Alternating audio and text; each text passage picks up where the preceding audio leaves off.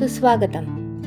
या व्हिडिओमध्ये शेडिंगच्या फुलांचा रांगोळीचा रेडीमेड पॅच कसा करायचा ते आपण पाहू। शेडिंगची पद्धत अतिशय सोपी असून कोणालाही करता येईल।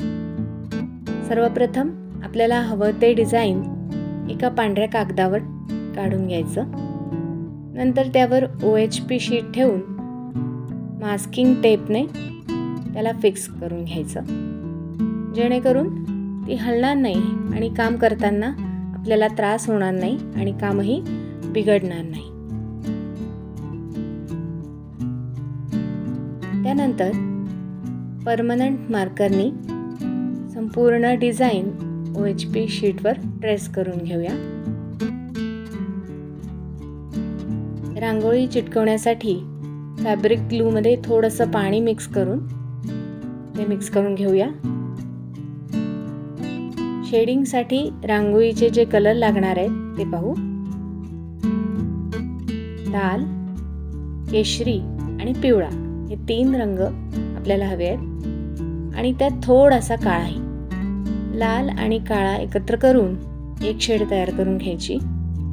केशरी आणि लाल यालाही एकत्र करायचं आणि त्यानंतर केशरी आणि पिवळा या 2 रंगांनाही एकत्र करून मधल्या शेड्स तयार करून घ्यायच्या। आपल्या डिझाइन मध्ये जी पाकळी सगळ्यात आतली आहे त्या पाकळीपासून सुरुवात करायची।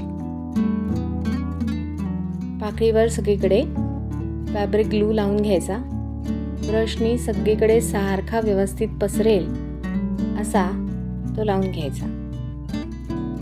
त्यानंतर आतल्या बाजूला डार्क शेड म्हणजे आपण काळा आणि लाल मिक्स करून जी शेड बनवली आहे ती रांगोळी भरायची। त्यानंतर लाल रंग भरायचा।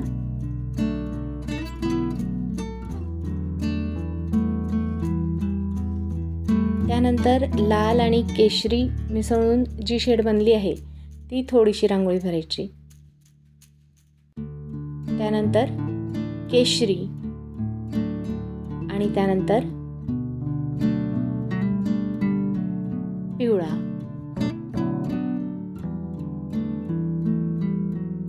अशी रांगोळी भरत जायची।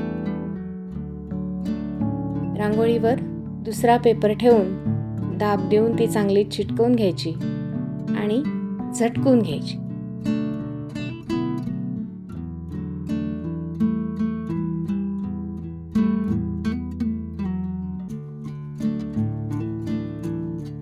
झटकल्यानंतर कुठे कमी कुठे जास्त अशी रांगोळी दिसत असली तरी ती दुसऱ्यांदा आपण जेव्हा पुन्हा एकदा ती रांगोळी करतो तेव्हा ते सगळं नीट होऊन जातं। तर दुसरी पाकळी, या पाकळीत सुद्धा आतल्या बाजूला गडद, मग लाल, मग लाल आणि केशरी, मग नुसता केशरी आणि नंतर पिवळा असा गडद पासून फिक्यापर्यंत एक एक शेड भरत जायची। हीच पद्धत सर्व पाकळ्यांमध्ये आपण करणार आहोत, पण ज्या बाहेरच्या पाकळ्या आहेत त्या मात्र वेगळ्या पद्धतीने करायच्या आहेत।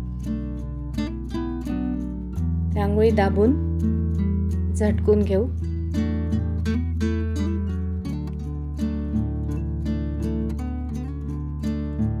आता आपण बाहेरच्या 2 पाकळ्या करूया। रांगोळी इकडे तिकडे कुठे लागली असल्यास ती हाताने पुसून घ्यायची आणि मगच ग्लू लावायचा।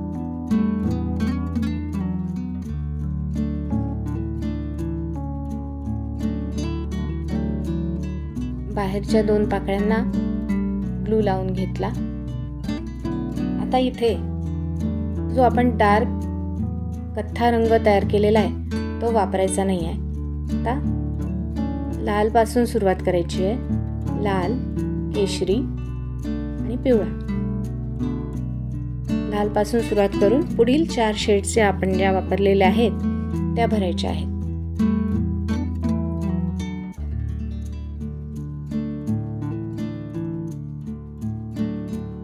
अशा प्रकारे सगळ्या पाकळ्या करून घेतल्या।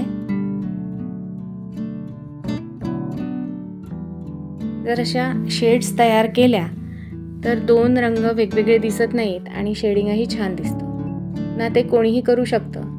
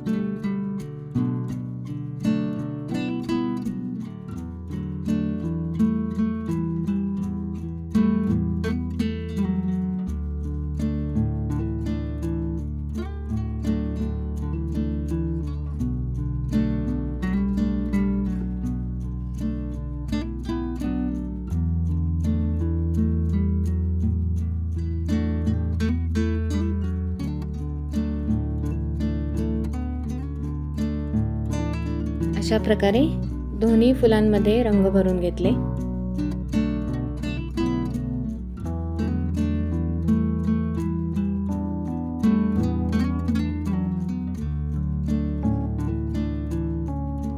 पानांमध्ये रंग भरण्यासाठी आपल्याला गडद हिरवा आणि पोपटी आणि काळा अशा 3 शेड्स हव्यात.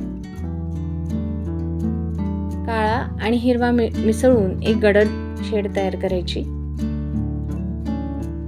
पानांमध्ये ग्लू लावून घेतला. मधल्या बाजूला गडद रंगांनी रेष, त्यानंतर त्याच्या बाजूला गडद हिरवा आणि मग पोपटी अशा प्रकारे रंग भरायचा आहे. अशा प्रकारे सगळी पानं याच पद्धतीने करून घेते.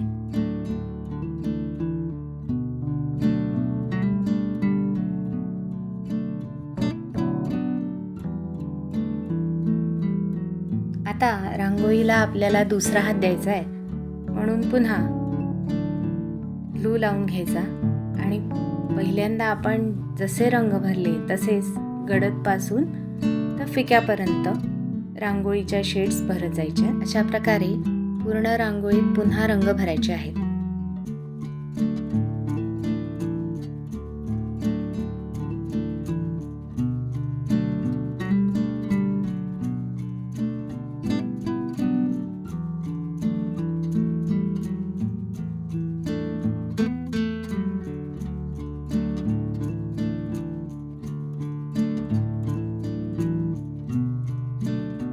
पानेही पुन्हा रंगवून घ्यायची. रांगोळीवर आउटलाईन केल्यानंतरच रांगोळीला खरं रूप येत असतं. आता आउटलाईन करूया. त्यासाठी थोडा डार्क लाल आणि काळा मिक्स करून कथ्था कलर तयार केलाय आणि त्याने आतल्या बाजूची आउटलाईन करते. पूर्ण पाकळी करायची नाही आहे, केवळ जिथपर्यंत डार्क कलर आहे तिथपर्यंतच आउटलाईन करायची. त्याच्या पुढची आउटलाईन आपण सोनेरी रंगाने करणार आहोत. यासाठी मी 0 नंबरचा ब्रश आणि फेविक्रिलचे ॲक्रेलिक कलर्स वापरते. फुलाच्या मध्यभागी असणारे पिवळ्या रंगाचेही करता येते, सोनेरी रंगाने करते. सोनेरी उपलब्ध नसल्यास पिवळा रंगही वापरता येईल.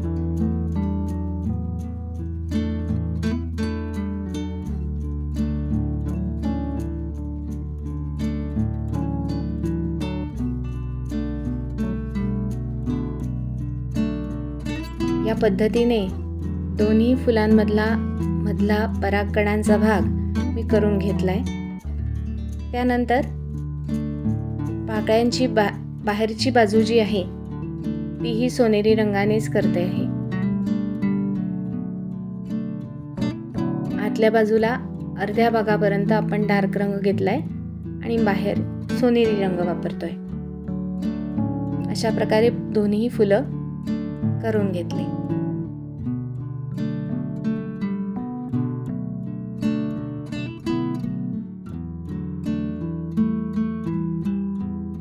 पानांची आउटलाईन करण्यासाठी हिरवा आणि काळा हे 2 रंग मिक्स केले आणि आतल्या शिरा आणि बाहेरच्या कडा दोन्हीही त्याच रंगाने करून घेतल्या.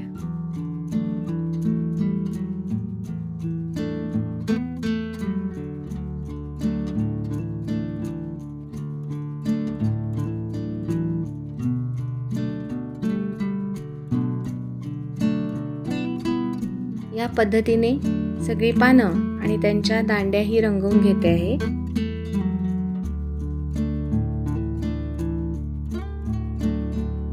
बघा, अतिशय कठीण वाटणारं असं शेडिंगचं फूल आपलं तयार झालं सुद्धा. आता हे कापून घेऊया. आता याचा वापर तुम्हाला कधीही कुठल्याही कार्यक्रमाला मागे दुसरा रंग भरून त्यावर पॅच म्हणून वापरण्यासाठी करता येईल. व्हिडिओ आवडला असेल तर लाईक करा आणि सबस्क्राईब करा. धन्यवाद.